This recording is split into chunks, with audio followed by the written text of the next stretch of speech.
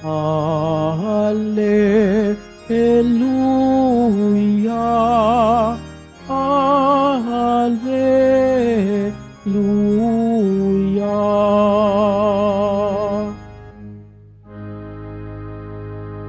Sinabi ni Jesucristo,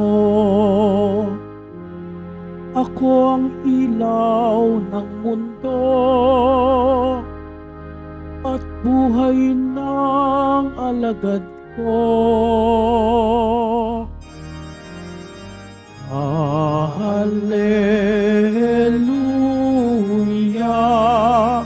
Alleluia,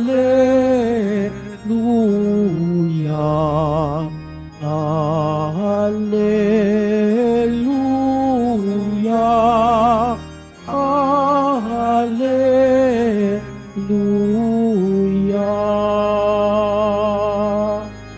Sumainyo ang Panginoon. At sumairin. Ang mabuting balita ng Panginoon ayon kay San Lucas. Papuri sa iyo, Panginoon. Noong panahong iyon, sinabi ng mga Pariseo at mga eskriba kay Jesus, ang mga alagad ni Juan ay malimit mag-ayuno at manalangin. Gayon din ang alagad ng mga Pariseo. Ngunit ang mga alagad mo'y patuloy ng pagkain at pag-inom. Sumagot si Jesus, pag-aayunuhin ba ninyo ang mga panauhin sa kasalan, samantalang kasama pa nila ang lalaking ikinasal? Kapag wala na ang ikinasal, saka pa lamang sila mag-aayuno.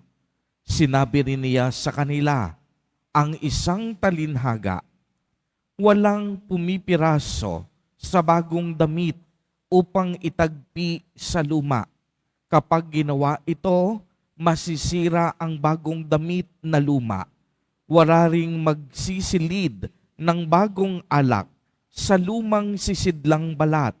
Kapag gayon ang ginawa, papuputukin ng bagong alak ang balat. Matatapon ang alak at masisira ang sisidlan. Sa bagong sisidlang balat, dapat ilagay ang bagong alak at walang magkakagustong uminom ng bagong alak kapag nakainom na ng inimbak, sapagkat sasabihin niya, masarap ang inimbak. Ang mabuting balita ng Panginoon. Pinupuri ka namin, Panginoong Hesukristo. Magsiupo muna po ang lahat. Magandang umaga po sa inyong lahat, mga kapatid kay Kristo. Sa lahat po ng ating mga taga-subaybay sa iba't ibang online platforms at sa lahat ng ating mga kadiboto sa iba't ibang panig ng Pilipinas at maging sa buong mundo, kung saan tayo ay naaabot ngayon ng ating live streaming. Mapayapang umaga din po sa inyong lahat. Purihin at dakilain natin ang ating Panginoon, ang mahal na poong Jesus Nazareno.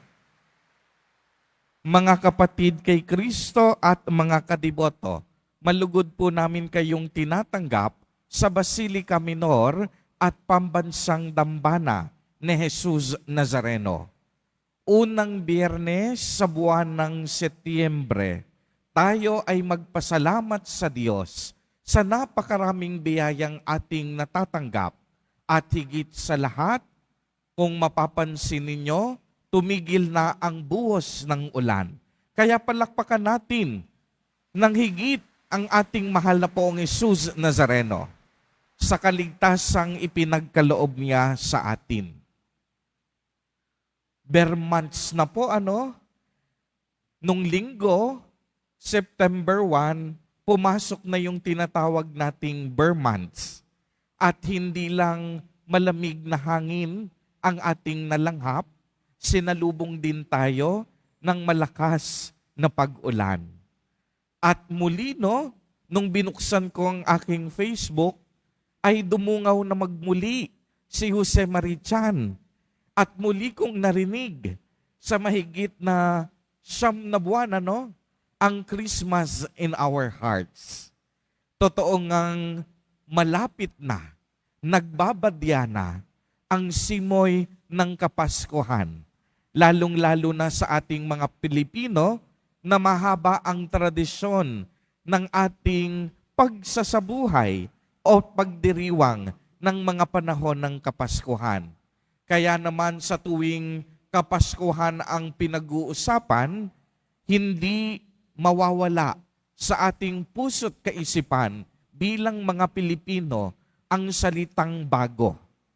Di ba kalimitan tradisyon na natin sa tuwing araw ng Pasko at araw ng bagong taon, ang inyong mga anak, binibili nyo ng bago. Yung iba sa atin, kahit hindi na bata, basta Pasko't bagong taon, gusto may bago. May bagong damit, bagong laruan, bagong kasangkapan, bagong kagamitan, bagong sapatos. Lahat kung maaari, lalo na bagong taon, gusto natin bago ang lahat. Marami tayong paghahandang pisikal. Ito yung pagbabago na minsan unang pumapasok sa isip natin. Bibili tayo ng bago, yung luma natin papalitan ng bago. Subalit alam ninyo, may tinutukoy na bago si Jesus Nazareno sa ating ebanghelyo. Hindi bagong damit, hindi bagong kagamitan, hindi bagong kasangkapan, kung hindi isang bagong puso. Kaya nga nabanggit sa ebanghelyo, sa bagong sisidlang balat, dapat ilagay ang bagong alak. Mga kapatid kay Kristo at mga kadiboto, ang hangad ni Jesus Nazareno para sa ating lahat ay ang pagbabago ng ating mga puso. Maraming pagbabago ang hinahangad natin sa darating na Pasko at bagong taon. Ngunit higit sa lahat, ang nais na pagbabago ni Jesus Nazareno ay ang pagbabago ng ating lumang buhay patungo sa bagong buhay. Ano po ang ibig sabihin nito? Kung dati sa lumang buhay, hindi maganda ang pag-uugali mo, nais ni Jesus Nazareno na baguhin mo ang masamang pag-uugali mo patungo sa mabuting pag-uugali. Kung dati tatamad-tamad ka, ang nais ng Diyos, magbago ka, maging maagap ka, at maging masipag ka. Kung dati sa luma mong buhay, marites ka, ang pinag-uusapan mo, ang buhay ng kapitbahay mo, nais ng Diyos, pag-usapan mo ang buhay niya. Isang buhay na nagbibigay sa atin ng inspirasyon at kalakasan. Pagbabago, ito marahil hangad ng bawat isa sa atin.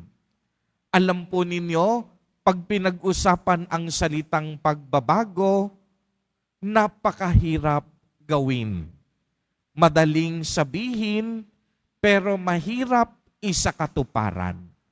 Dahil alam po ninyo, ang pagbabago, hindi natin kayang gawin ng sarili lang natin. Kailangan natin una't higit sa lahat ang tulong ng Diyos. Hindi tayo makakapagbago dahil sa sarili nating kakayahan. Kailangan makipagtulungan tayo sa grasya ng Diyos upang ang tunay na pagbabago ay maganap sa ating buhay.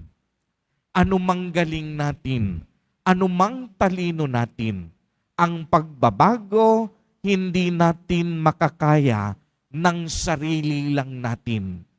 Kailangan natin lagi ang tulong ng Diyos para sa tunay na pagbabago. Kaya nga, ano ang sabi sa ating Salmo Responsorio? Nasa Diyos ang kaligtasan ng mga taong matuwid at banal. Hindi naman sinabing dahil sa ating sariling kagalingan, kaya tayo ay magkakaroon ng kaligtasan at pagbabago.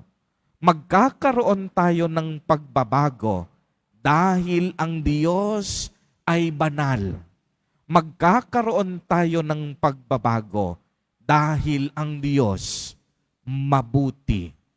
Kaya nais ng Diyos na ang bawat isa sa atin ay magbago tungo sa kabutihan at kabanalan sapagkat tayong lahat mahal ng Diyos.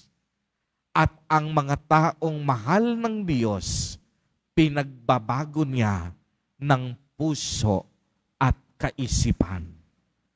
Mga kapatid kay Kristo at mga kadiboto, walang magandang handog ang maibibigay natin kay Jesus Nazareno malibang magbago na tayo ng ating lumang buhay at baguhin natin ang ating puso alang-alang sa ating pag-ibig sa Diyos. Amen. Purihin at dakilain natin ang ating Panginoon, ang mahal na poong Jesus Nazareno.